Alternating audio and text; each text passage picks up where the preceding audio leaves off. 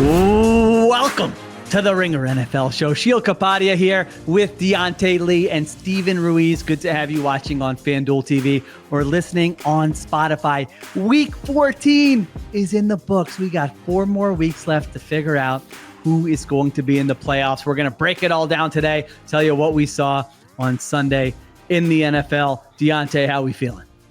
Much better than I did when you guys were recording the preview show. Obviously had to miss that. Was a little under the weather. So definitely feeling better and glad to be talking ball again. And I think that this is probably the first week where I really felt like, okay, what I thought about this team's mid-season when I said that I felt I had a good feeling how the season was going to play out. I think that we're about there now, right? Like, I don't think I necessarily have a lot left to learn about a lot of these teams. We're just kind of seeing how things shake out from this point forward. Famous last words. Said that last time. Fast forward to the playoffs. Time to fast forward to the playoffs. All right, we're going to go over our lessons, what we learned here to start off the show. I'm starting off with what I learned, and I can't believe I'm saying it, given all the words we've wasted this year on this team. But the Chiefs are in great position for a three-peat. I mean, that is what I learned in week 14. Now, pay careful attention to like the phrase I used there, in great position. I'm not telling you, wow, what I saw with the new left tackle and what they came out with against the Chargers, I'm convinced they're back. They're a great team. That's not what I'm saying. But they beat the Chargers 19-17. Another one-score win, their 10th one-score win of the season. This has not happened this century, where a team has been 10-0 in one-score games through week 14. So there's another conversation about how good are the Chiefs? Are they going to win the Super Bowl? But this Sunday couldn't have gone any better for them. The Bills lose to the Rams. The Chiefs win again. They've now got a 2-game lead over the Buffalo Bills with 4 to play. So as long as they don't lose 2 of their final 4 games, and this is still Patrick Mahomes we're talking about, they're going to get the 1 seed, and the road to the Super Bowl in the AFC is going to go through Arrowhead. So if you would have asked Andy Reid, Mahomes, Spags, whoever else before the season, where would you like to be? They would have signed up for this, obviously, in a heartbeat. So all the ups and downs, all we talked about what's wrong with offensive line, the passing, the offensive scheme, the defense, and here they are. They're still in a great spot to potentially contend for a three-peat here, Diante. So that's the big thing I learned in week 14. Yeah, I'm with you. I was actually watching this game and I was like, all the things that I've said that I've complained about with this team in the middle of the season, it's not that those things have disappeared. And I don't want to come across saying like, oh, they've turned a new leaf. This is a different football team. This is very much the same team that had to take it to the end against Denver. This is the same team that needed a pass interference against Cincinnati in order to pull that game out. I would just say that the same credit I give to some of the teams we talk about that are not, in contention to be the 1 seed and for the top overall team in the NFL that don't beat themselves. All those same things have to apply when we talk about Kansas City. Obviously, that's Patrick Mahomes as a quarterback. I think that the Sunday Night Football team did a great job of just highlighting the beating that he's taking in the pocket and the fact that he is still as efficient as he is from the pocket as a passer, knowing when and how to extend, finding guys deep down the field. I thought that he faced a really tough defensive game plan from Los Angeles, and he was able to execute. And I think on the other side of the ball, well, I don't think things are fixed. I do think that still Steve Spagnuolo, regardless of what's happening with the defensive backfield and whether or not they can get edge rush against a team like this where they know how to just crowd the line of scrimmage and take away the downhill run game and force you to win out on the perimeter one-on-one. That style of play is going to win you a lot of football games more often than not, especially when you have a quarterback advantage in every situation the way that they do. Yeah, and especially when you got Greg Roman calling the plays on the other sideline.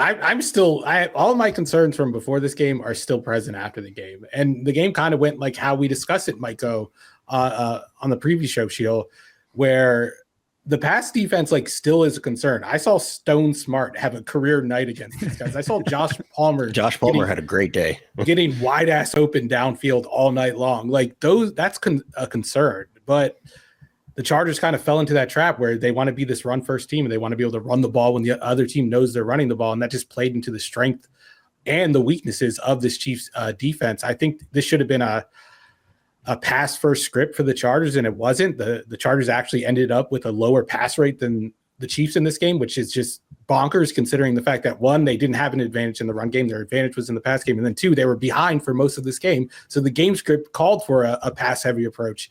But yeah, I mean, the Chiefs won. They won again. They're going to be the 1 seed. They're probably going to run through the playoffs. I don't want to talk about this team again in the A block until the playoffs. Can we agree on that? We don't need to talk about this team again because they defy analysis. Like anything we say about them doesn't matter in the end because they're just going to win off a banked-in field goal. Are they going to block a kick? Are they going to get a pass interference call? Or something's going to happen.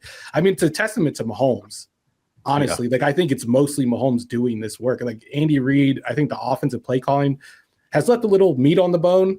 I think the defense has been called well by Steve Spagnuolo, but the injuries in the secondary and the changes to the roster in the secondary over the offseason have kind of held him back, and that's the reason for the pass defense taking a step back.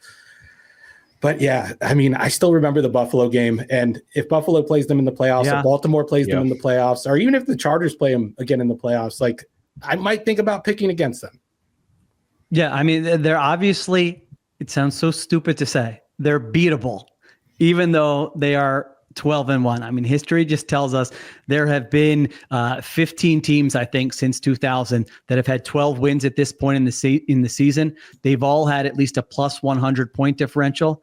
The Chiefs, I think, are plus 54 or plus 56 right now. This is like unprecedented what they're doing right now. And you're right, Ruiz. I think I think this was the last thing to discuss. It's like, well, now unless they lose the 1 seed, I don't know that there's a lot to say. Like they're cycling through their left tackles. Who comes back and is healthy? Those are the big questions.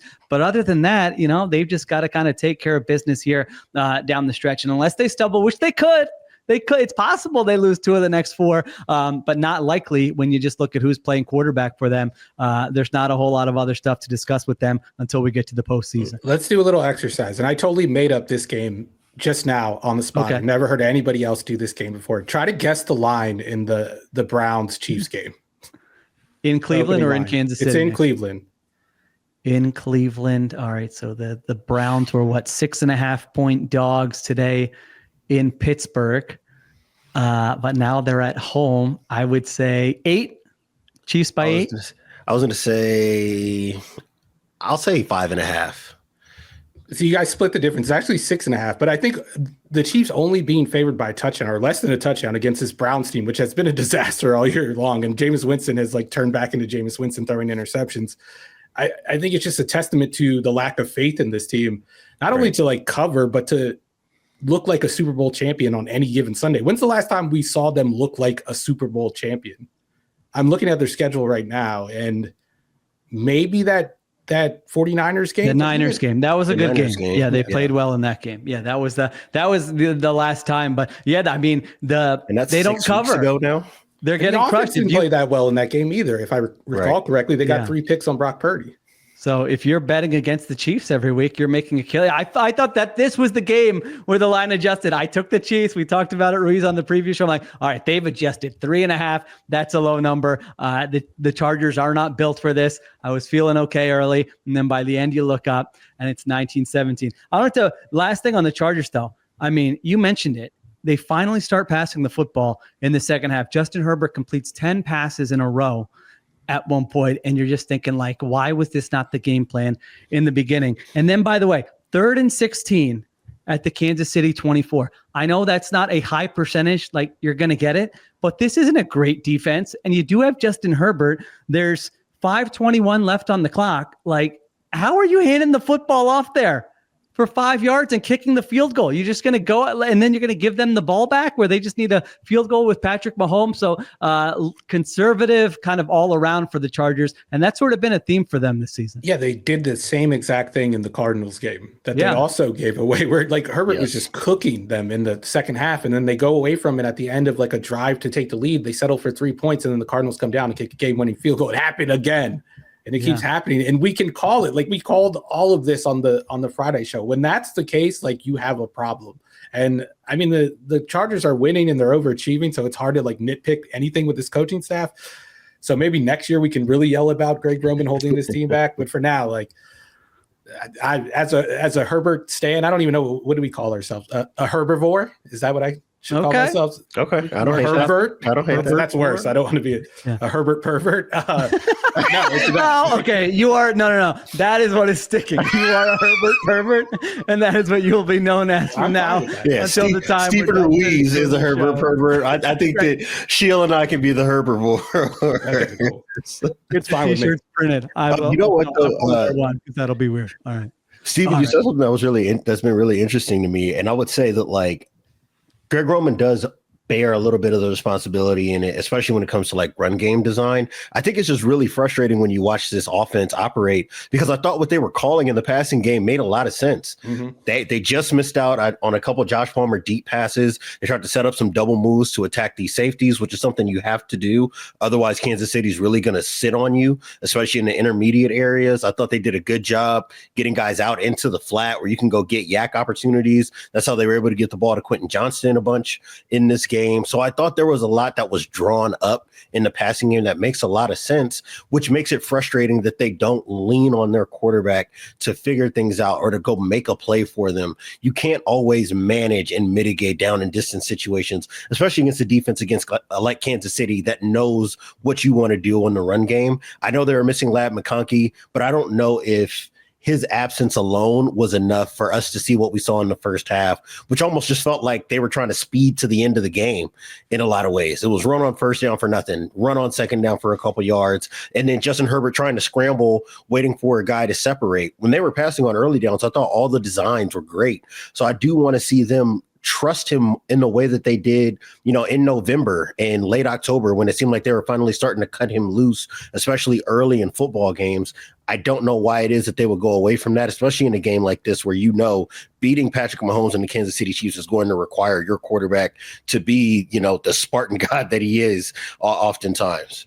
Yeah, it's similar to like the conversation we have around the Shanahan offense, but obviously like the Shanahan offense is a way more successful version of it where Greg Roman's going to be great at drawing up plays off of his run actions, and you're going to see a lot of like good shot plays and a lot of good like play action plays.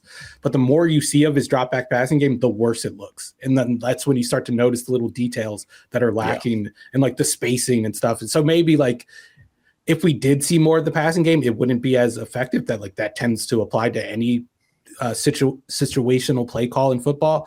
But I mean, you got Herbert, and he's your only chance at winning this game, and he's doing it with these like no-name receivers. Like, I don't know. I just want to see them let Herbert cook, and until we do, this team isn't going to be one that I take seriously as like a playoff contender. I like that theory. Maybe Greg Roman is the most self-aware coach in the NFL. He's like, no, trust me. Like, you don't want me passing. I've only got 15 good ones. Just keep those efficiency numbers what they are right now. The more volume we get, this is going to get ugly quickly. So Chiefs get the win, 12-1. Chargers in good position for the playoffs still at 8-5. All right, let's take a break. We'll come back, find out what Ruiz and Diante have for their lessons. All right, we are back on the Ringer NFL show. Ruiz, what do you got? What did you learn in week 14? Yeah, my lesson comes from the Bills Rams epic. I don't know what else to call it. The quarterback duel, maybe the best quarterback duel of the season, in a season where we've gotten like 5 elite quarterback duels between Josh Allen and Matthew Stafford. But my main takeaway from this is the same takeaway I've kind of had on this Bills defense all year long is like, I respect them against most quarterbacks, but against a good quarterback, they're going to get torn up. And against a good coaching staff, they're going to get torn up. And we saw it in this game. I mean, Stafford made a handful of unreal throws. Nakua made a handful of unreal catches.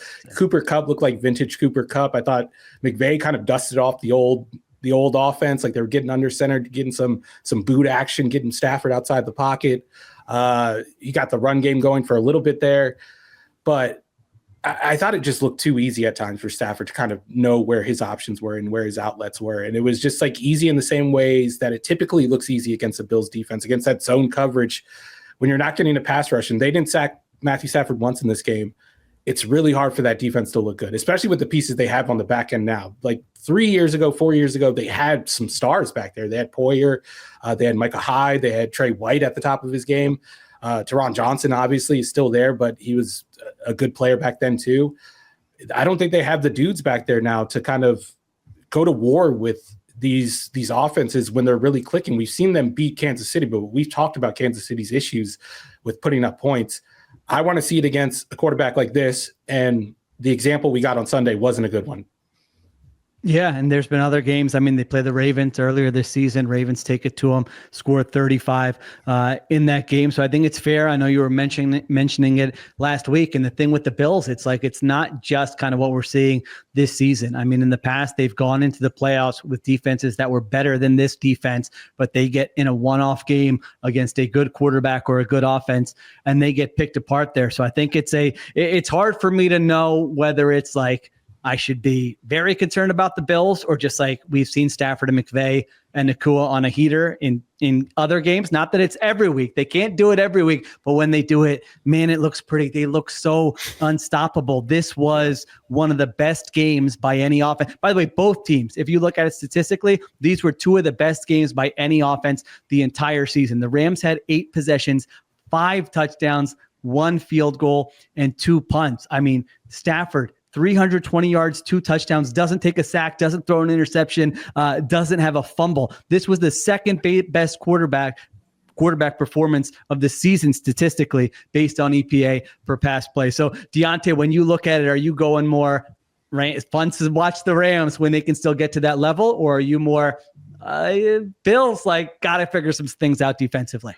Well, I feel like we talked the last couple of weeks about Buffalo and how close they are to be considered the NFL's best team at different points. And the one thing I said is that I was just waiting to see whether or not this coverage unit could take that next step and start to, kind of look a little bit more like what you want to see from a top level Super Bowl contending team. And I thought that the return of Matt Milano would go a long way towards that. And obviously they looked good in the snow last week against San Francisco. But this was the kind of game where I needed to see Taylor Rapp and Damar Hamlin step up and be able to take away those intermediate throws. And what we saw instead was Matthew Stafford basically pick on those guys. He was able to find wherever Taylor Rapp was, and he was going to attack him with an end breaker. He was able to find Damar Hamlin and manipulate him with his eyes. That's something that I've talked about multiple times, is that for Taylor Rapp, he's not necessarily the top end athlete. So the margin for error with him is really tough against an offense that's as precise as Sean McVay's, especially when you have a quarterback like Matt Stafford there. And with Damar Hamlin, he could be a bit of a gambler. And against an offense like this, if they know that you're not going to be at the exact spot you're supposed to be to take away a dig, to take away a post, Matthew Stafford's going to lay it out. Demarcus Robinson looked good deep downfield. They didn't need a bunch underneath from Cooper Kupp, and you just saw Puka Nacua just pick on them again and again and again in the same areas of the field, out on the sideline in the intermediate area, in the middle of the field in the intermediate area. They were able to design whatever they wanted for their receiving core and for their quarterback. And I think that for Buffalo, it's not necessarily that this is going to be a disqualifying factor for them, as much as if they lose to Kansas City, if they lose to Baltimore, I think we all know what the conversation is going to be about why it is that happened. It's probably going to be because this coverage unit didn't have enough juice on the back end to be able to take away explosive offense, and that was on display today. I actually love this. This is a great game. Let's play this game right now. So you're saying if and when the Bills lose, we'll be talking about their coverage unit wasn't good enough. They got cooked defensively, and that's why they didn't get to the Super Bowl or win the Super Bowl. Ruiz, you generally agree with that, or would you have another one for the Bills? No, I would agree with that too. I mean, their offense, they might have the best offense in the NFL right now. All right, Chiefs. If the Chiefs lose in the playoffs, let's say before the Super Bowl or even in the Super Bowl, Diante, what do you think is the most likely thing we are jumping on the mics after that loss and talking about? What aspect of the Chiefs? And then we'll do it with the Ravens afterwards. The only way I can see it happening is if you get the Patrick Mahomes of the beginning of the year, where you're just getting that one or 2 turnovers per game, and he throws an untimely interception early in the game, and that puts them behind, and then they're just always trailing a possession, and a team like Buffalo or Baltimore is basically able to hold them at arm's length. I don't think it's going to be anything other than that the more I watch them. Okay. I think my head went to that Super Bowl they lost to the Bucs when they couldn't protect. And watching that left tackle situation again, I think that would be number one on my list. Before I was all like, their pass catchers aren't good enough, but watching him get hit this amount, it's like jarring. It has not happened. The amount, it's not just the sacks, but the quarterback hit. So I think if they lose, we're going to look at that offensive tackle situation as the number one reason. That's my guess, at least right now. Ruiz, what do you think? I think it might end up being the defense, especially if they get into like a shootout type game like they did with Philadelphia, but obviously, the result would swing. But under no circumstances, when you have Patrick Mahomes on your team, should you have to bank on the defense to win a Super Bowl?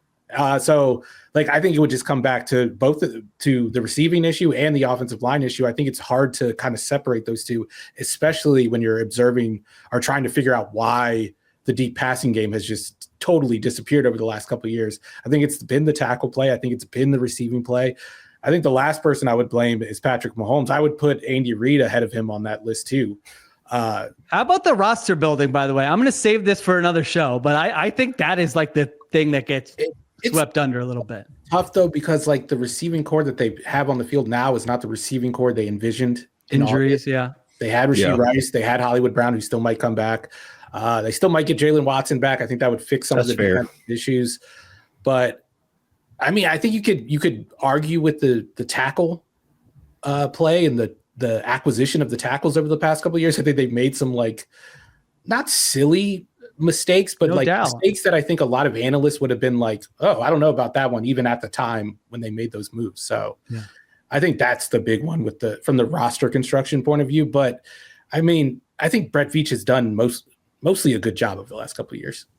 All right. Now I said we'll also do it with the Ravens. Is that disrespectful to the Steelers? The Steelers are okay. You're saying Ruiz saying no. Steelers fans, so you can take your wrath out on him. All right. The Ravens. If the Ravens come up short in the playoffs, yet again, Ruiz, what do you think the reason will be? We're talking about. This one's much, much harder. Because part of me wants to say Todd Monken, but the other part of me just wants to say the defense, the easy answer, the secondary or the penalties. I mean, with the Ravens, it's never one thing, is it? Like you go back and look at all their playoff losses. The play calling has been bad. The running game disappears. The defense forgets how to cover, especially deep. Justin Tucker misses a bunch of kicks. That's the one. I'm doing Tucker. Yeah, I'm saying if they lose, we're talking Justin Tucker kicker watch. My answer is everybody but Lamar. That's always who we blame, right? Always your answer. That's my answer as well. We're blaming everybody but Lamar. So, have you seen him play? All right. Everyone but Lamar, they say. I say Justin Tucker. What are we talking? I'll be on here. Kyle Hamilton, too. He has immunity from all blame, too. He's Lamar of the defense. All right. There you go. All right. So Bills lose this game. Costly loss in the AFC playoff picture only because I'm sure they were eyeing that home field advantage. That bye, again, still have a chance, but now you need the Chiefs to lose 2 of their last 4 games to even have a shot at that. And by the way, the Bills still have to face the Lions on their schedule here. And Rams, you're back in it. We're going to talk some more Rams in the next segment as well when we go over the playoff picture. All right, let's take a break. We come back. We get Diante's lesson from week 14. All right, we are back on the Ringer NFL show. Diante, what do you got? I don't know if this is a new lesson as much as just affirmation of the last time these two teams played. And that's that Mike Macdonald can just game plan with the best of them when he needs to. And I thought that this week it played out a lot differently than what it was when they matched up at Lumen Field in Seattle. I thought that in that game, it was more about them taking away the run game, at least Seattle taking away Arizona's run game, really dominating up front.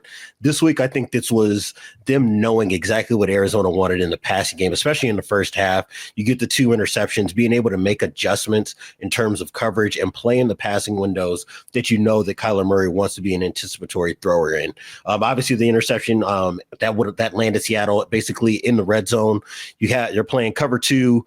He tried to throw the ball to a dig, thinking that the linebacker's turning the other way, but they know what the routes are. The second the linebacker opens his hips, the ball's basically waiting right in his lap. And then in the second one, you get Kyler Murray kind of trying to attack the line of scrimmage and loft the ball deep toward the left sideline. And I think a DB gets underneath it. I don't remember who that was. Kobe Bryant, I think that was. Yeah, so...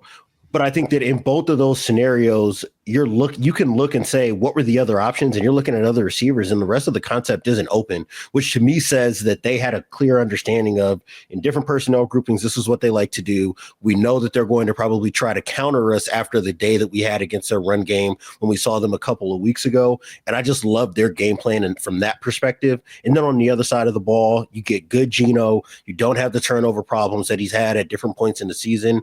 And a lot of that, I think, is helped by the fact that they were able to finally run the football reliably, pop a few explosives, and now you're not asking Geno to always work from these obvious passing situations and have to put the ball perfectly in the position.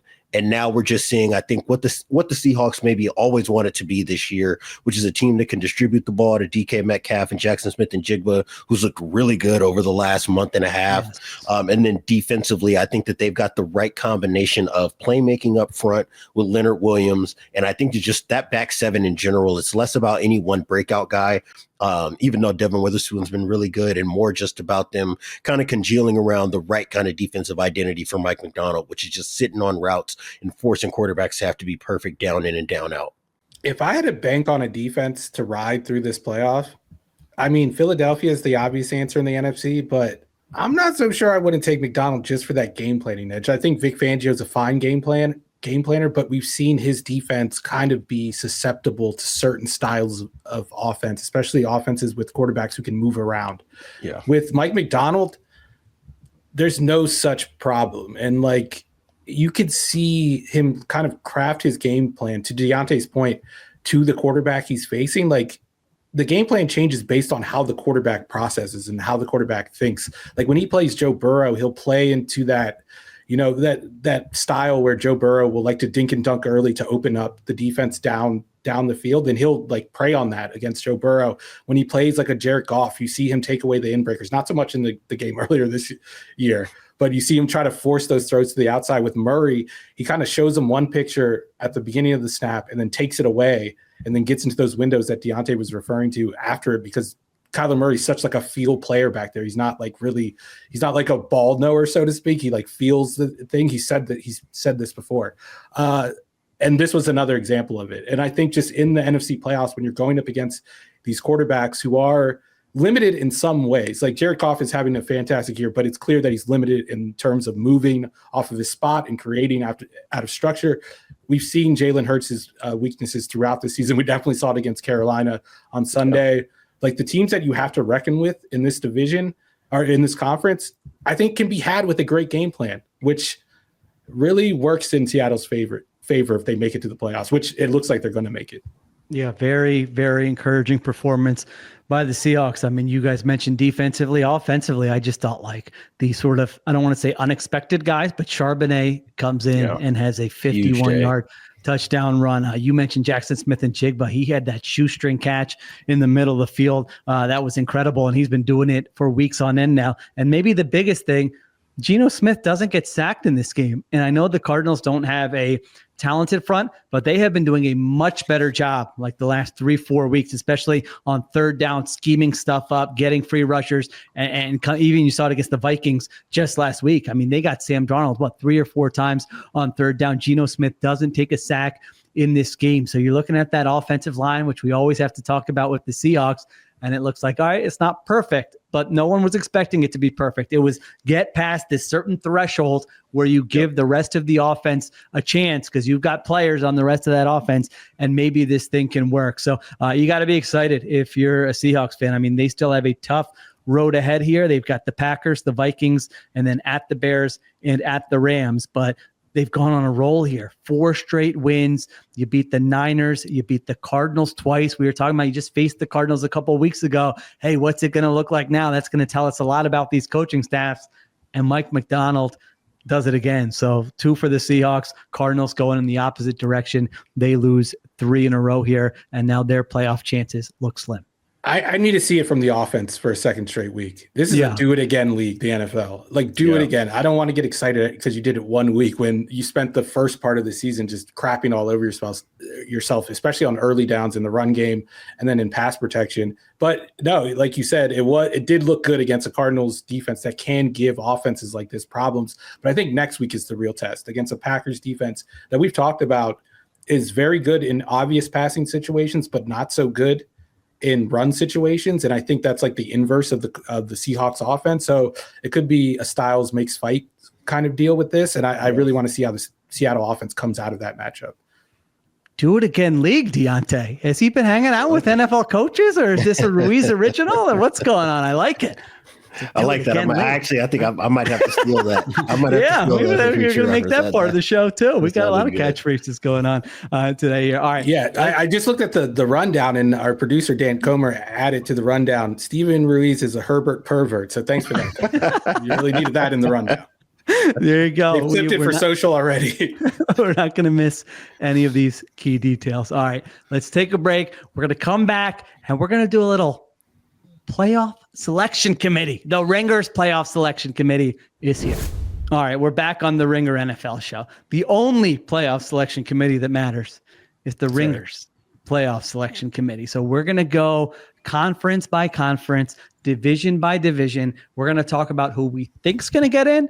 And then also, if we actually were just a, playoff selection committee, who do we think the best teams are that we would kind of like to see get into the postseason with 4 weeks left here? All right. So some of these we don't really need to have a discussion about. The NFC East, the Eagles are 11-2. They have a 98%. You guys interrupt me. If any of the ones I say we don't need to talk about, if you're like, hold on, I want to talk about this, then we could get to it. But Eagles have a 98% chance to win the NFC East after their victory today. The Lions are 12-1.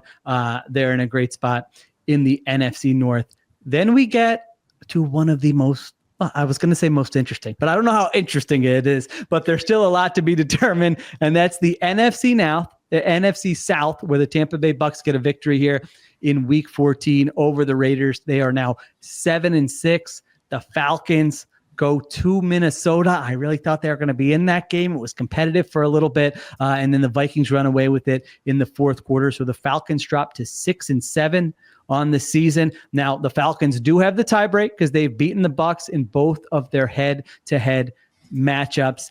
Diante, NFC South right now, according to the New York Times, has a playoff simulator. Bucks are 63% chance to win it. Falcons are 36% chance to win it. Who do you like in the NFC South as we go into the final 4 weeks? I mean, if it's about what I trust what I see with the Bucks on a week-to-week basis much more than what I'm seeing with the Falcons right now. We've seen this Falcons defense get lit up on multiple occasions by different styles of offense, different calibers of quarterbacks. And I just think for them offensively, the book on them has just been so clear basically since week 1 of this season. And teams have really been able to take away or just cause them to go cold for long enough in games, especially over the last month. And I think that's been a big reason why they've fallen out of this picture right now. And obviously, like you said, they've still got the tiebreaker, so it's not necessarily like it's an emergency situation quite yet for them. But if I'm looking at the rest of this season, the Bucks have got a pretty friendly schedule. The Falcons, I think, still have to see one or two teams that can at least compete with them credibly. And for those reasons, I think that the Bucks probably should feel like they've got a clearer picture to win the division and get into the playoffs. Yeah, I would go with the Bucks too. I think the Falcons have wasted whatever margin for error they had. They go to the Chargers next week, which is the Bucks go to the Chargers next week, which is a game where the Falcons could have made up some ground and maybe that tiebreaker comes back into play. But I don't think the Bucks are losing a game after that. They play the Cowboys, who are obviously fading without their quarterback. They play the Panthers at home. I know the Panthers played them tough in Carolina, but it's a home game, so you would expect them, to pull that one out. And then they get a Saints team that has already kind of given up and will probably have totally given up by week 18. So, I mean, I almost want to see the Falcons in the playoffs just because I think they're more interesting from an offensive perspective. I think it would be funny to laugh at Kirk Cousins in the playoffs one last time.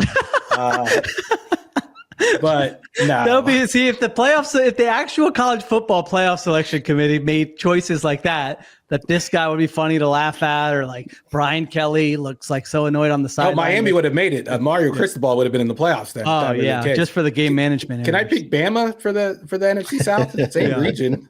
That'd be better fun. Chance of maybe the same chance of making a Super Bowl. But no, I think Tampa Bay is going to take this one. Even though we didn't see the best version of Baker Mayfield today, they kind of overcame a bad Baker Mayfield performance, especially in the first half, thanks to whatever the Raiders are calling their quarterback situation right now. It's going to be another Bucks Monday night game in the playoffs, huh?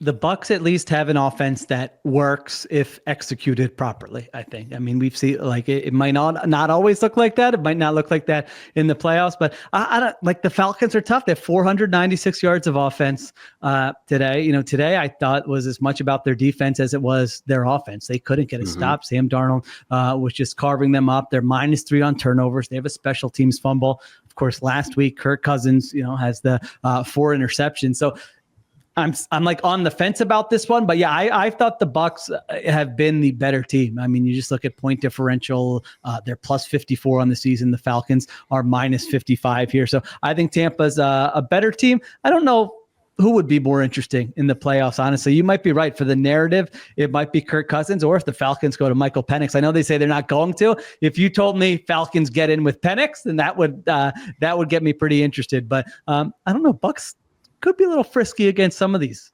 NFC teams.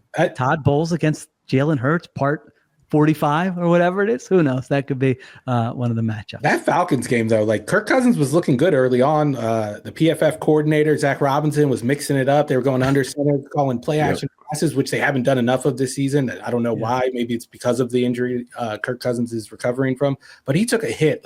It was like a free runner at some point in the second quarter, a huge hit on a play action from under center.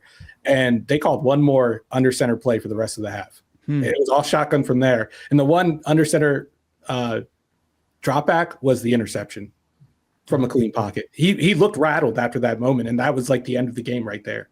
That was on my second screen. I swear there were about 7 instances where I had to do, is that a fumble or an incompletion on that? Because he was just getting hit. And I'm like, well, the ball's flailing in the air. I'll wait and see if that's a turnover or not a turnover there. The end zone angles were so funny in that game. Like Kirk's face was just grimacing with every throw.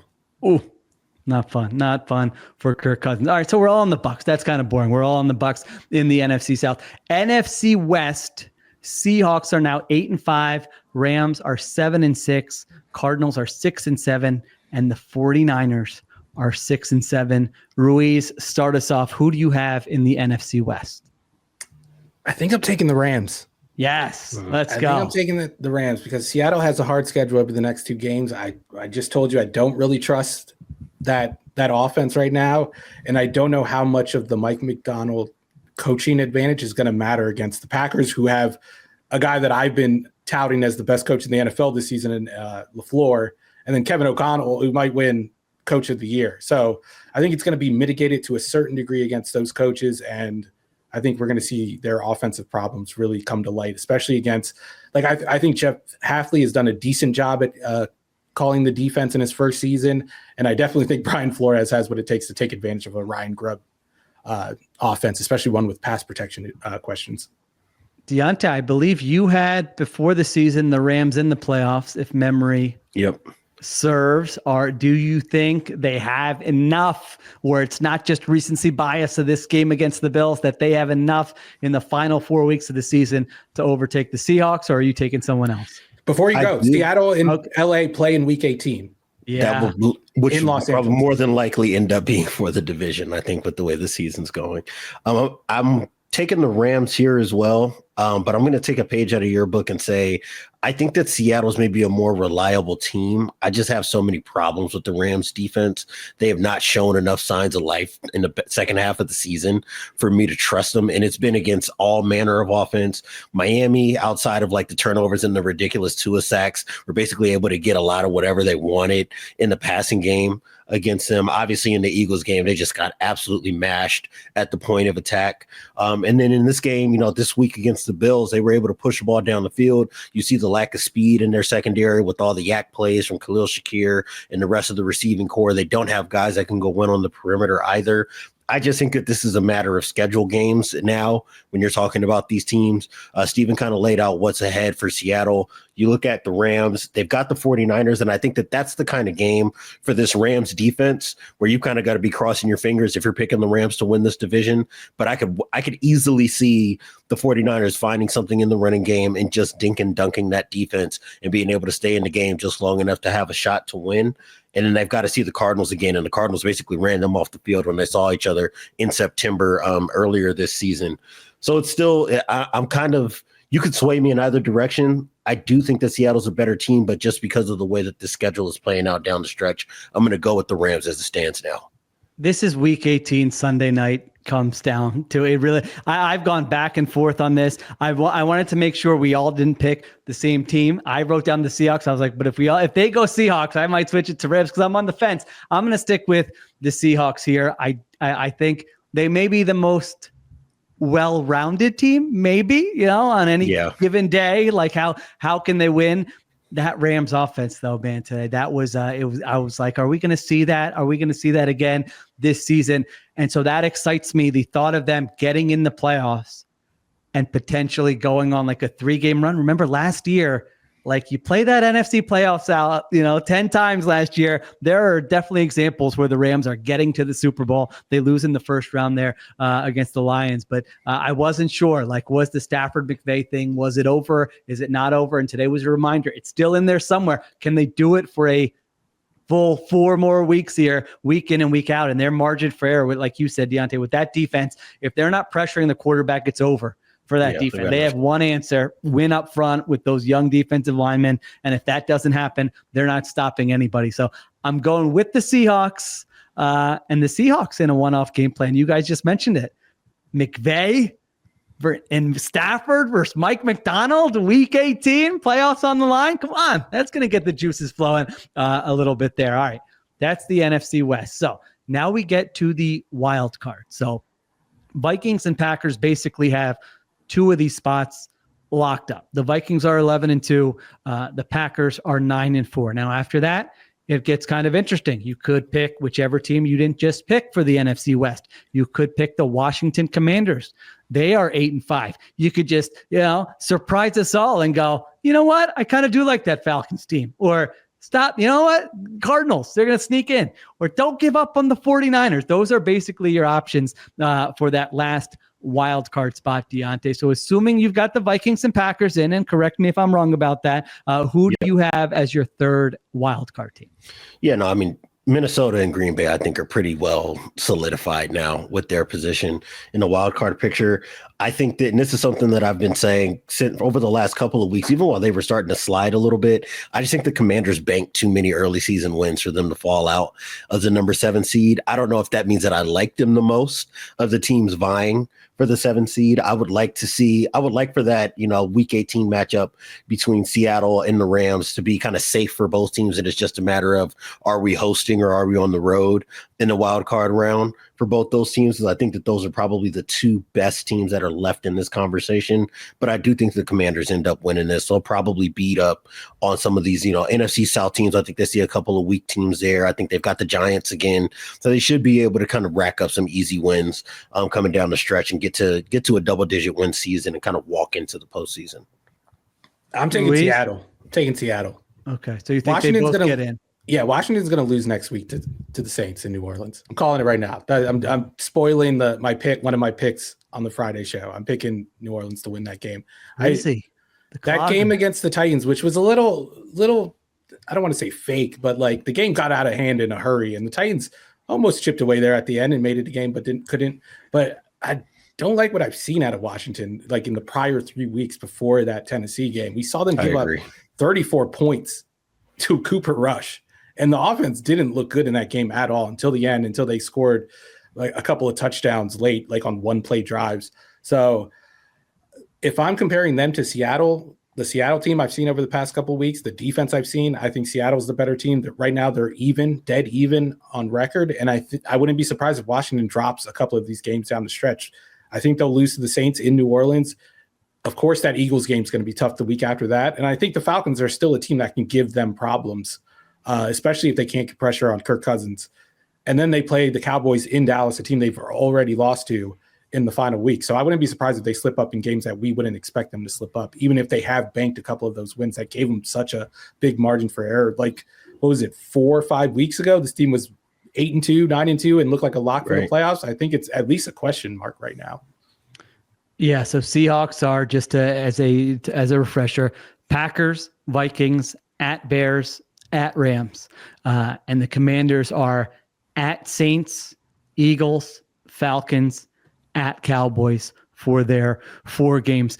Maybe you're right, and I'm putting too much stock into that Titans game, but I did think that their offense looked a lot more like it did earlier in the season. They had that 3-game losing streak, and it was even longer than that, where we thought, all right, they're coming back down to earth. I know they got the turnovers early on, and they were down.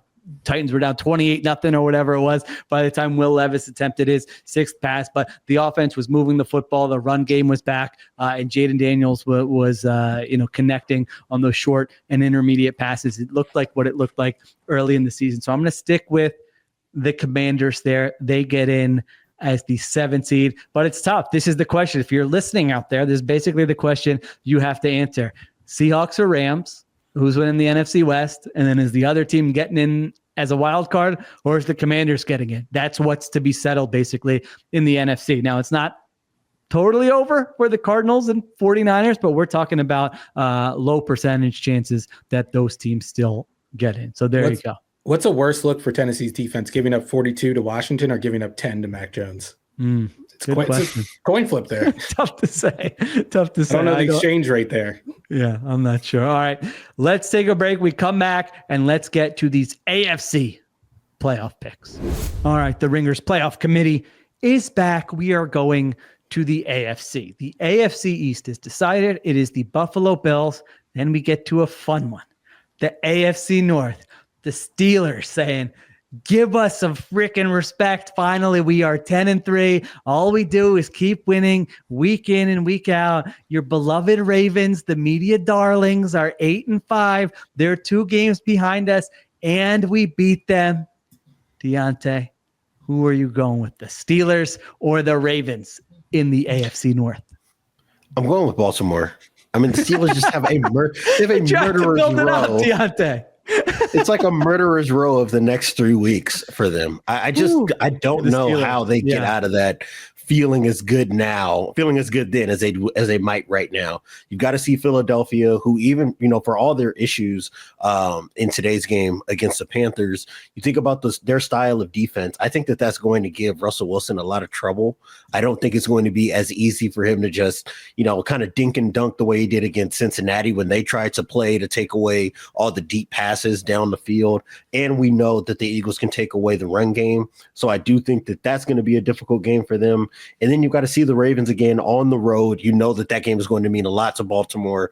I think that'll probably be one of those weeks where you see the Ravens show up as their best selves, right? The way that they play when they're playing Kansas City, the way that they play when they're seeing Buffalo or Houston, the other teams that they feel like they absolutely have to respect on their schedule. I think you're going to get that version of Baltimore when they see each other again. And then it's Kansas City after that. And I mean, we've talked, ad nauseum about the way that the Chiefs win. To me, like, that game against the Steelers plays right into the way that Andy Reid had this team playing all year long. Like, oh, you want to play tight coverage and be tough and make us win in a box at the line of scrimmage? That's what we've been doing all year long. So I do think that it's going to be difficult for them, even though they've played really well, especially, the more time we've seen with Russ as a starting quarterback. I think that we're seeing him really take command of this offense. I've liked some of the answers that they found in the passing game. I mentioned that Cincinnati game where the Bengals are really trying to sell out to not give up deep passes outside the numbers. And he was able to take checkdowns to start working the middle of the field in a way that was kind of foreign to the Russell Wilson that we had seen as of late. But I look at Baltimore, I think that they've played a lot of their toughest games already. I do still think that they've got, they still got the Texans game, which matters. Obviously, you have that Steelers matchup. But I think that for them, the margin of error is just much wider. If they're healthy, if they're at their healthiest, and this team is not shooting itself in the foot with penalties and special teams, I think the Baltimore should win the division. Ruiz, give us the biggest upset in Ringer NFL podcast history. Come on, get that terrible towel out. No, not happening. Definitely not happening. It's because of the schedule. I do think they've banked enough wins. Like, in a vacuum, you would expect them to be able to land this plane over the last couple of weeks, but the matchups are just horrible. Like, the Chiefs' pass defense has been bad, and I've been railing on it for weeks now, but they don't give up explosive plays. And if you're not getting explosive plays, like if the Steelers aren't getting explosive plays, then they're not really moving the football. So I think that's going to be an issue. And we've already talked about why they don't match up well with the Eagles. And I think the Ravens are just going to blow them out. I think the Ravens are going to be really ready for that game. They've caught them off guard in the past when they've upset them. There's no catching them off guard this time. They have to win this game. I don't think the Ravens are going to screw around over this last month. That's usually when they lose games, is when they screw around. And I know they have a lot of opportunities with the schedule coming up, but it is an easy schedule, and I think they're going to manage it, and I think they're going to end up winning this kind of comfortably. I think by week 17, they'll have it wrapped up for the most part. Wow. I'm thinking of that stat about how the underdog in Ravens Steelers with like Tomlin and Harbaugh has covered every time and wins outright. So everyone's going to be picking the Ravens, probably including me, in that game because of the stakes and clinging to what we've seen all season long. I'm curious to see what that line will be. That Chiefs game, this Steelers pass rush, though, again, their edge rushers against those tackles in that game is going to be very interesting. That could be the Panik gets ratcheted up a notch with the Chiefs because, I mean, that group is incredible with TJ Watt, with Highsmith, and with Herbig, who played well when Highsmith was out there. So that's an interesting one. I wish I could, just be the mayor of Pittsburgh and just be like, nobody believes in you. I believe in you, my Pennsylvania brethren. But I can't do it. I mean, I think the Ravens win out at Giants, Steelers, at Texans, Browns. I think they win out. I think they finish 12-5 here. I think that will be good enough to have them ahead of the Pittsburgh Steelers. You guys mentioned it's a tough schedule. Now it's like they've had tough games and they've shown up. They've beaten the Ravens. I thought they were going to lose to the Bengals a couple of weeks ago. Not that that's tough game, but so who knows? They could surprise us. Right now, the Pittsburgh Steelers are a plus 85 point differential, second in the entire AFC to only the Buffalo Bills. So they keep taking care of business, but I can't pick them.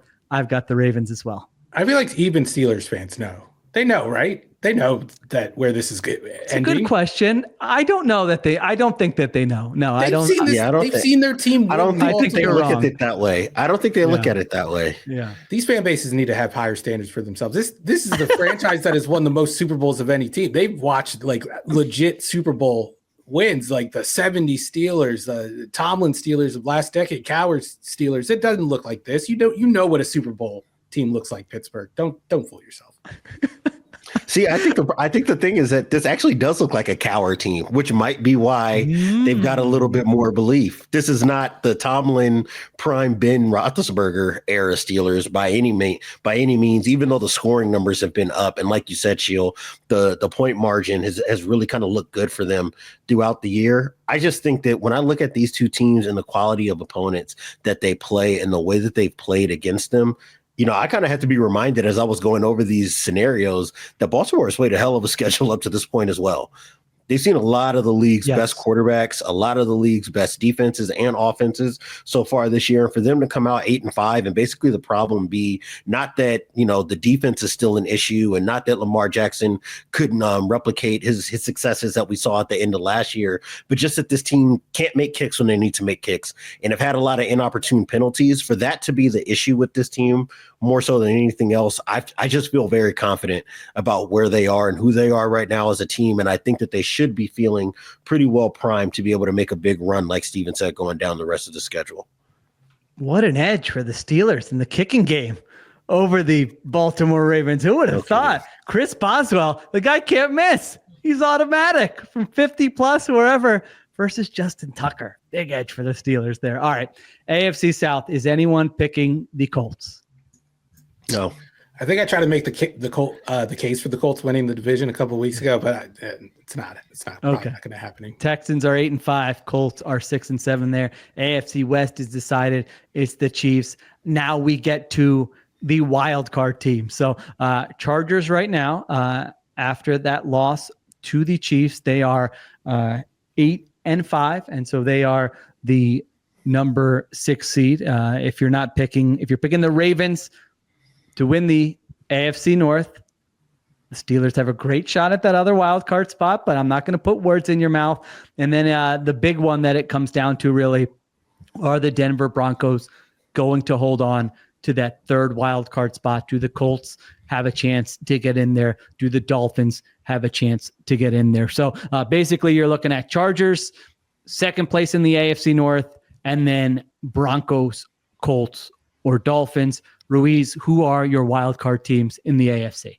Honestly, I feel really comfortable picking the Colts to make the playoffs now that I'm looking at the schedule especially if they win this next game against the Broncos. Because if they beat the Broncos, they have a very winnable stretch of games in their last 3 weeks. They play the Titans, they play the Giants, and they play the Jaguars. He says winnable. That's like the three of the worst teams in the NFL. They should win. I know Gus Bradley, so I'm not going to say they're like definitely locks, but I don't know. I think they should win those games, especially if they could. Who are the Colts to be the should-win team in some of these matchups? I mean, they're the Colts. What have they done? They're the Colts, but they're not the Titans, Giants. That's really what it is. They could easily lose. I could see them losing, but go ahead. You like the Colts. But also, like from the other perspective, like the AFC South part of it, the Texans play the Dolphins next week. Then they go to Kansas City. Then they play Baltimore. Like there's a chance that the Colts, if they don't make the wild card, that they could back into the playoffs as the AFC South champions. So I'm gonna go with the Colts. I'm gonna say the Texans win the division. I think the Colts get the final playoff spot, and the Broncos, after like a season that should be promising either way, no matter how it ends, I think they end up looking on the outside in just because of their schedule. It's so tough. Yeah, you mentioned that game next week, huge game with the Colts taking on the Broncos. This is from, again, the New York Times playoff simulator. If the Colts win, their chances go from 26% to 61%. If they lose, goes down to 7%. So that is almost like a de facto week 15 playoff game right there. Diante, what do you think? Do you have the same faith in the Indianapolis Colts?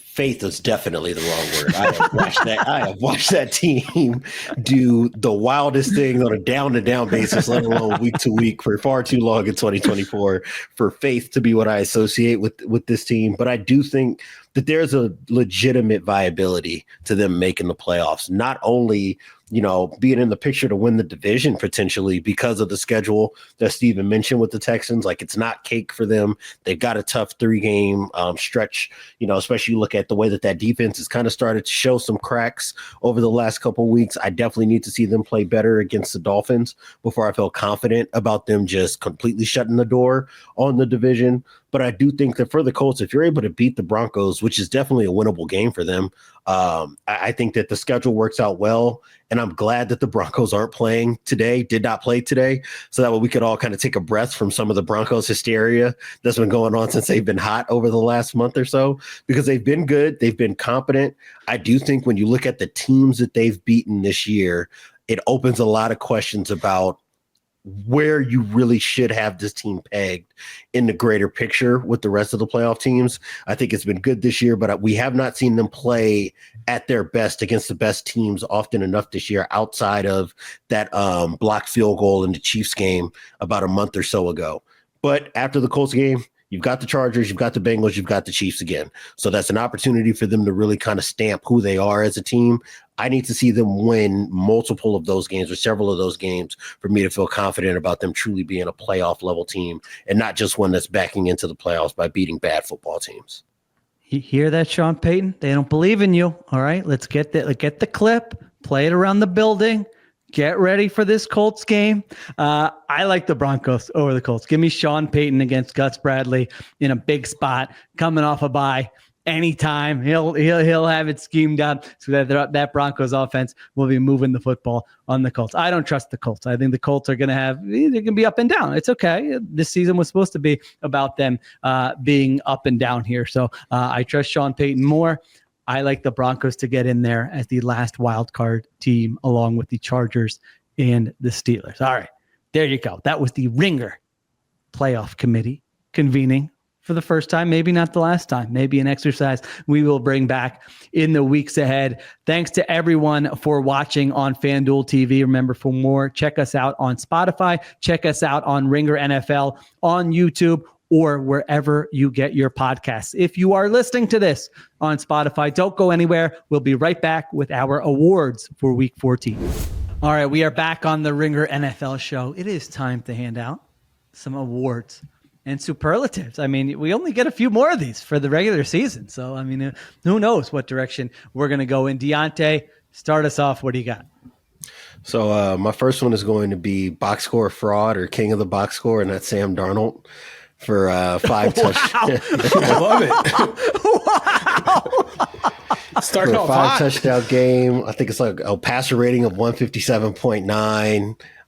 You watch the game, and again, and this is something that we've talked about with the Vikings in this offense week in and week out, where they are just able to design play after play after play for Jordan Addison, Justin Jefferson deep down the field.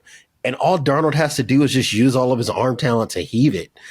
And it's not to say that he does absolutely nothing, but you can go back to last week's win against Arizona where they're able to march the ball down quickly, and you actually watch the all 22, and those are Kevin McConnell plays, not Sam Darnold plays.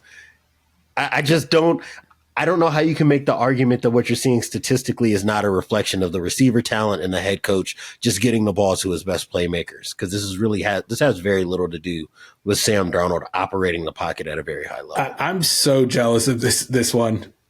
I mean, this is arguably Sam Darnold's best game, but I totally agree with it as well. Like he said he's using every bit of his arm talent. On some of these plays, he's not even doing that. He got his hand hit and still threw a 50-yard touchdown to Jordan Addison today. It's amazing. I mean, he has made a couple of high-level throws in high-leverage situations over the past couple of weeks. I do not want to take anything away from him, but it's hard to argue against what Diante is saying. It's very obvious when you're watching what's happening here. I know he hasn't thrown an interception in 4 games, but this was his first game without a turnover-worthy play since week 8.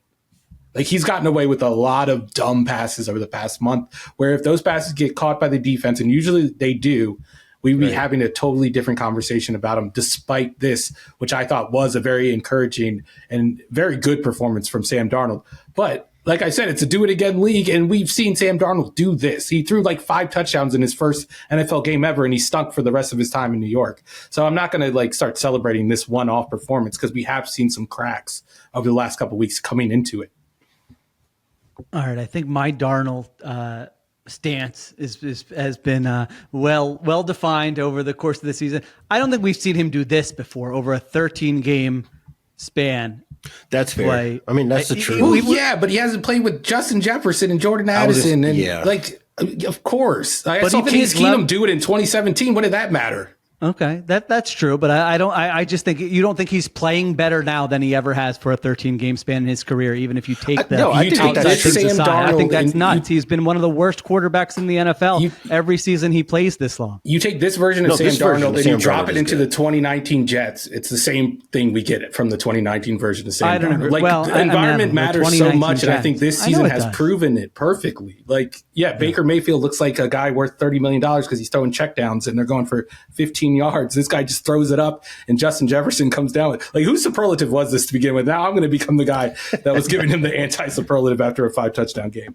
I think coming in, and I said this before the season, the likelihood of Sam Darnold even being close to an average quarterback for an entire season was highly unlikely coming into this year. Every body of work we had gotten from him in over 1,000 dropbacks or whatever it was for his entire season on different teams, and I know they weren't great environments, he was literally the worst quarterback in the NFL statistically. So that's all I'm saying. But yeah, you should take that and be like, maybe we should stop applying all statistics to the quarterback themselves and maybe apply it to the quarter. Why do we always make this same mistake? Why are we always Charlie Brown kicking the football? You drop a mediocre quarterback into an awesome situation and they play better than they actually are. Okay, I didn't even think he was a mediocre quarterback. I thought he was a terrible quarterback. So maybe my lens, you were still holding out hope that he could be a mediocre quarterback. I didn't think so. I thought I went on record saying he's going to come into this season with the Vikings and he's going to suck. And you're all crazy if you think this team's going to make the playoffs.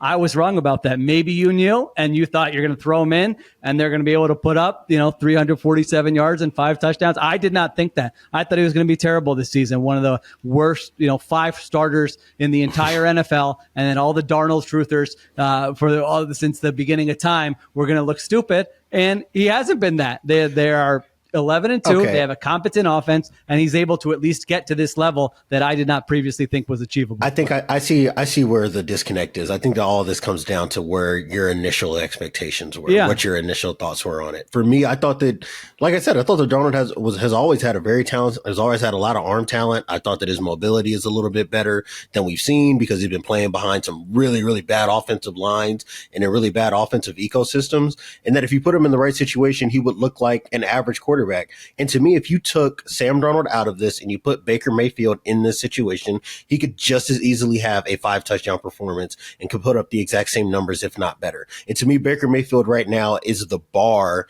for about what above average quarterback play is like. And I think that Sam Darnold at his best plays at that level. The issue to me is you can't escape what it looked like in the middle of the season after they weren't just blowing teams off the field with deep passes, when teams started taking away Justin Jefferson a little bit more, and when Jordan Addison was hurt and he didn't have as much of a second option, you started to see some of those turnover worthy plays crop up again. You saw him taking sacks. You saw some of the bad Sam Darnold start to peek its head out a little bit more often.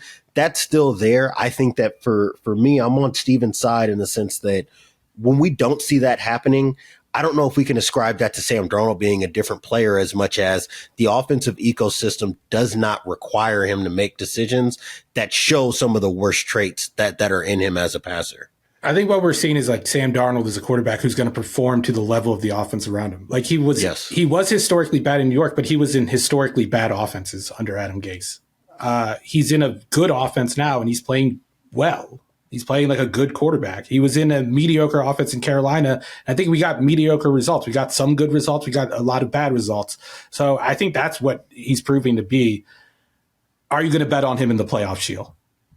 Of course not. I mean, I would be afraid to honestly bet against Kevin O'Connell and Brian Flores in a playoff game. That's true. Yeah. They scheme up, like you said, they scheme up explosives so well. It's incredible. It's like only a matter of time. It's kind of like we've talked about the Eagles before, where it's like only a matter of time before AJ Brown and Saquon Barkley make a play. Like for the Vikings, it's like it's only a matter of time until he schemes up just like That's a 25-yarder. Even if your offense hasn't looked good for 2 quarters, that next possession, he's going to be able to scheme one up. So the Vikings are kind of like the Steelers to me. I mean, when we were kicking around segment ideas today, it's like I don't have them in that circle of teams that can get to the Super Bowl or win the Super Bowl, but we are going into week 15 and they are piling up wins and they keep winning over and over and over again. So yeah, I thought the Falcons had a great chance to be more competitive in this game. It was competitive for 3 quarters and then they get outscored 21-0 in the 4th quarter and the Vikings win 42-21. All right, Ruiz, what do you got?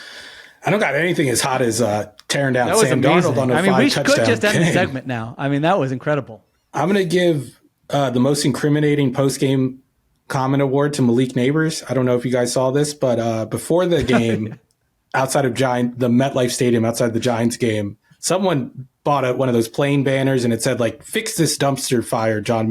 First of all, total waste of money, by the way. And enough with the plane banners. Do they ever work? And what kind of message is fix this dumpster fire? You don't think Mara was already thinking that? He wasn't already like, oh man, I just got to fix this.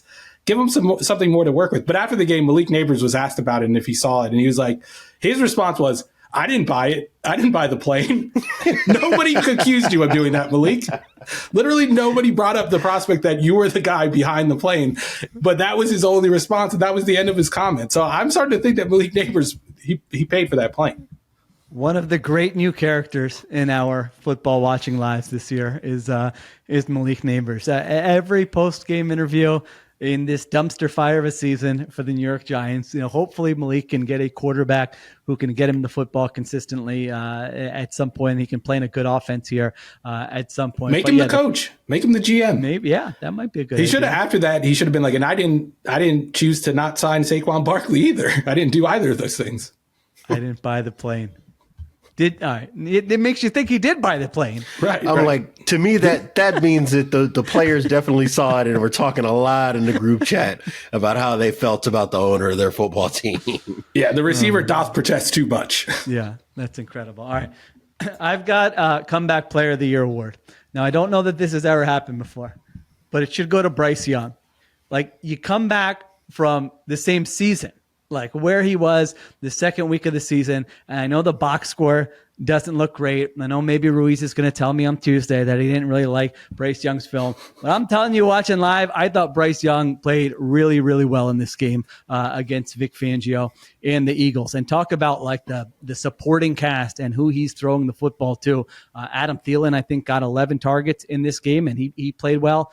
Xavier Legette doesn't come down with the pass in the final minute where Bryce Young climbs the pocket, lays it out there for him. I'm not going to say it was like an easy routine catch, but man, he had a great shot at it where if he makes that catch, we're probably talking about the Panthers coming back as 12.5-point underdogs and beating the Philadelphia Eagles. So I thought he was accurate. I thought he was assertive. I thought he made good decisions. He only got sacked once in this game. He was creating out of structure. And I'm just thinking of where he was earlier in the season, where I was like, I don't know that this guy is ever going to be a starter in the NFL again. Maybe he'll catch on somewhere as a backup, to now where I think he can absolutely buy you time if you're the Carolina Panthers while you build the team around him and figure out what it looks like at this time next year. So I thought it might have been Bryce Young's best game of the season. I'm going to keep my comments to myself on this one. Okay. I didn't hate it. I have a superlative on the other side of this game. Okay. And it's the hand over the play sheet award, and I'm giving that to Kellen Moore. I think that he should just hand this over to Jeff Stoutland, because that seems to be the only guy who knows how to design what this offense needs. And I know the Stoutland's job is more on the pass protection and the run game side of things. And that's been the only thing that's not gone wrong for the Eagles offense this year. Basically, even when guys were out, when they were missing Jordan Mailata for a little bit of time, moving Mekhi Becton in the guard, they have done really well moving the ball on the ground and keeping pass rushers off of Jalen Hurts for the most part. But I think that even for Hurts's struggles with finding open receivers, double clutching, you can definitely see a little bit of hesitance on routes that we've seen him throw without problems before. Like I'm seeing him turn down slants and end breakers to AJ Brown just because there's a guy on his back, and that had never been a deterrent for Jalen Hurts prior. I think that a lot of that is a part of it. But on the other hand, when you start zooming out and you look at some of these passing concepts and how stationary routes are, or that routes are always working back towards the quarterback, back towards the sticks, towards the sideline, it doesn't leave a lot of opportunity for them to push the ball down the field outside of the play action passing game, where you can maybe target a certain route or a certain receiver in a particular way. So I do think that their passing offense is twofold, and knowing that Jalen Hurts is really, similar to Sam Darnold, only going to be a product of the passing game that you put around him. I think that there are a lot of questions that need to be asked about Kellen Moore as a pass game designer, just as much so as I think we're talking about how Jalen Hurts is managing the pocket. Yeah, we had an extended conversation about that on the Ringers Philly special, where you look at this experiment for the Eagles and it's like the Vic Fangio part has worked out great. The offense is actually worse than it was last year here with Kellen Moore. If you look at it statistically, they had 83 net passing yards today. Every Jalen Hurts drop back is an adventure. It's like, is it going to turn into a sack? Is it going to turn into a scramble? Is it going to turn into a throwaway? Like when it's a positive play, it feels like a surprise, which is a strange thing to say for a team that, potentially could come out of the NFC. But that was a worrisome performance for them. Ruiz, when you were saying the quote thing, I thought maybe you were going to AJ Brown, because AJ Brown didn't say it like maliciously, but he was like, what's wrong with the offense? And he said passing. Which, he didn't say the passing game either. He said passing. Yeah, so it was ugly for that Eagles passing game.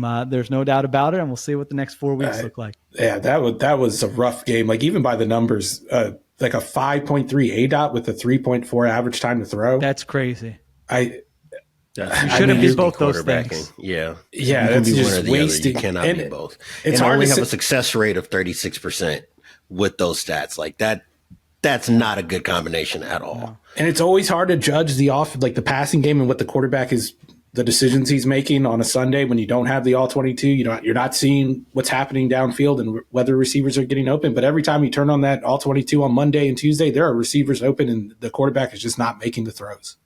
And the quarterback is making $250 million. Like it's like they've won 10 games in a row or whatever. But the vibes are still bad, especially on that side of the ball. And I don't know where you go from here. Like we could talk about the play calling, and the offense has been worse than it was last year. But like, who do you bring in next? Yeah, because you look at it, and I said this going into the season, that Kellen Moore has even though I don't like, I'm with you, Diante. I'm not like, wow, he's really scheming it up. This is great. He has coordinated good passing games before with Dak Prescott. Top 5 passing games with Dak Prescott. He has multiple seasons on his resume of like top 5, top 8 passing games. Yep. And it's not happening here. They went into the game 16th in passing DVOA this season. So this is Jalen Hurts' third different coordinator. So is it the coordinators are doing what they think the quarterback is comfortable with, or is it actually the coordinator's fault there? So it's this felt like some of their wins last year. I think that you asked the right question, because there are a lot of times where when Jalen Hurts is missing certain throws or not taking windows that are available, that I just find myself looking at the TV screen saying, this is what you said you wanted all offseason. Yeah. You said you wanted routes that attack the middle of the field. You said you wanted more pure progression passing. You said you wanted more on your plate. Some of the throws that he's turning down are the kind of throws that level of quarterback needs to be able to make. And when you're not making them, I do think that there is a layer of this where maybe Kellen Moore feels forced or constrained to only call certain types of routes or certain type of passing concepts in obvious passing situations, because he doesn't want to leave routes out on the field that his quarterback's not comfortable trying to, fit the ball into. So, and it waxes and wanes in ways that let me know that there's no real consistent through line for Jalen Hurts' decision making. You look at a play action pass against the Rams and he's drilling a dig route in between linebackers. And it's like, oh, okay, I didn't know that you were that kind of quarterback. Maybe you're that kind of quarterback now, where you can turn your back on the defense and still be able to deliver the ball in the middle of the field. And then the next week, he won't attempt it at all, right? You're looking against Baltimore, and there's really very little attempts to do that outside of like checkdowns, right? Or guys basically running stationary routes in the middle of the field. And then Carolina was the worst, this week, obviously the worst example of that, where he's really not looking in the middle of the field at all, can't really connect out on the perimeter either. And now I think that the one thing that's missing in this offense are the vertical pushes, right? I think that you could wash a lot of this away if you had, what Russell Wilson is doing, which is taking those deep shots down the field at least a handful of times in each half, just to see if you can find one to kind of loosen the defense up. And then you can get back to the rest of the passing game as a result, by forcing defenses to have to play off of you a bit. Because that's not happening right now, I just think that the field is going to get more and more constrained until Jalen Hurts can show that he can manage a pocket, especially a muddy one, and not drop his eyes and still be able to push the ball downfield in between defenders.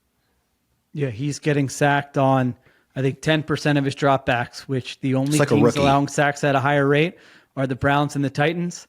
And we watch the film every week. This is one of the best offensive lines in the NFL. I mean, he gets pristine pockets. The dude's got the time. Yeah, he's got time. So we'll see what that looks like this week and going forward for the Eagles. All right, Ruiz, what do you got? What's next? My next award goes to America. I was on slop game duty this week, but guess what? All of America was on slop game duty for about 5 minutes this week, because every game in the early slate went to halftime except for Jaguars-Titans. It was the only game on, the only game in town it was about 3 minutes of game time in that game, but about 10 minutes in real time. And those offenses, they got through 3 drives in those 3 minutes. That's how they work fast. A lot of 3 and outs going. And they gained 22 yards over that little spotlight time they had, or that time they had in the spotlight with all of America watching, just 22 yards over 3 drives. So America got a good taste of slop. The slop I was treated to on Sunday. I did actually watch the game. It was the 4th game in my quad box on YouTube TV, not by choice, due to like local broadcast rules. I had to watch it because I was trying to watch the Eagles game at the same time. And it was the worst game of the season so far. It was the lowest score of the season thus far. And it looked even worse when you were watching it. Just a terrible game. I can't believe Mac Jones is starting games right now. And I can't believe I have to rank him in the quarterback rankings this week. I have to write an informed opinion on Mac Jones. Well, good thing you watched the game. Slop game of the week. You don't have to watch the film. You can go off the TV copy for that Mac Jones write-up. We won't tell anybody. He doesn't throw it off the broadcast angle. I'm trusting your takeaway on the game, because when the games I was watching went to halftime, I got up and found something to do in the house. Yeah. I think I might have made an exchange on the dishwasher, started thinking about what I was going to have for lunch around that time. Started talking to my son. So, bless you for taking the time to make sure that you saw how that game finished out in the first half, because that definitely was not me.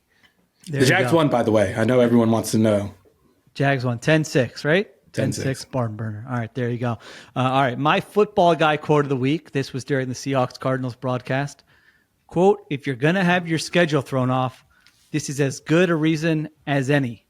That was the broadcast talking about Mike McDonald becoming a father and having a child, which is just like, what other walk of life is someone talking about having a child, fatherhood like that? If you're going to have your schedule thrown off, this is as good a reason as any. I mean, I guess factually, probably accurate. I can't say that they were wrong during that, but sometimes you got to get out of the football bubble and just laugh at the actual football bubble. So that was mine. I love the idea of Mike McDonald walking around the delivery room. The nurses think that he's just so concerned about his child that's on the way, and the whole time he is just freaking out about missing team meetings. He's not going to know what he's missing a special teams meeting right now. He's not grinding enough film on 3rd and short to see what the Arizona Cardinals are going to be throwing at his defense. The issue is that, not whether or not the baby is going to get in on time, happy, healthy. But congratulations, obviously, to his family for bringing in an addition. That is a very football coded thing to think in that moment. I might have to rethink picking them for the wild card now that I know that his attention is divided a little bit. He's not going to have those great game plans going forward, maybe. You know what? It actually comes full circle, Ruiz, because they said during the broadcast that Leslie Frazier was the one who put together the game plan for this game. Who I think Leslie Frazier actually is a veteran, very good defensive coach, but he had some issues in some of those playoff games in Buffalo. So who knows? It comes back to the Buffalo discussion. All right, Diante, you got anything else for us? Not a serious one. Just the unintended consequences award I'm giving to the Chicago Bears, who, after dismissing Matt Eberflus coming out of that Detroit loss, looked really bad in the passing game today. And I think a lot of that is because you're now dividing up the level of attention that can be given between Thomas Brown and the rest of his offensive staff, because guys have got to fill different roles in the interim. I think that Caleb Williams will be fine. I think that this was just a bad week. I think that San Francisco's style of play is just going to cause that style of offense a lot of trouble, because they can use those soft zones to really sit in a lot of the passing windows that the quarterback is trying to anticipate coming open. And because that offense was simple before under Shane Waldron, and probably more simple now that they've broken up so many of these offensive roles, this was probably just going to happen this way no matter what. I just think that this is something that happens when you're moving on from your head coach in the middle of the season after you've already released or relinquished your previous offensive coordinator of their duties. It's just hard, I think, to get the kind of offensive game planning you needed to get the most out of your rookie quarterback. It kind of looked like a worse version of when Seattle has gone up against this 49ers defense. Yep. And like you watch Geno Smith drop back and he doesn't have a chance. And even when he does have some time, he's reading out, nobody's open. It just felt like one of those games. My next superlative is actually from that game. I got one too from this game. We're all tuned in to Bears Niners. All right, what do you got? I'm giving Isaac Guerrero the best Christian McCaffrey impression. I thought he did a good job of kind of replicating that production, especially in the passing game. He catches a 3rd and 5 option route out of the backfield to move the chains, which looked a lot like Christian McCaffrey. He caught one of those like wheel routes that I think Brock Purdy hit Christian McCaffrey on one of these against the Eagles last year for a touchdown. He hits one of those for a deep pass. He had some good plays in the run game, and he even nailed the subtle details of a Christian McCaffrey impression by leaving the game with an ankle injury at the end.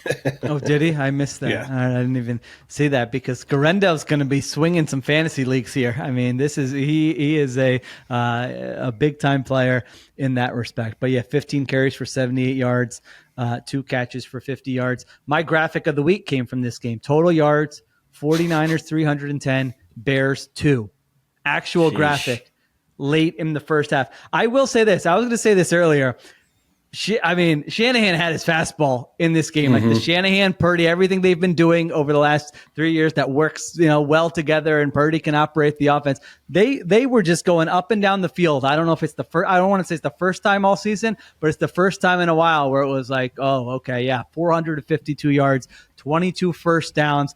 They just lose a bunch of these tie breaks, or I would have been tempted to be like, maybe they might be able to reel off a bunch of wins in a row here, but I think probably, they would have to win out. And even if they do win out, I don't think they're necessarily definitely going to be in.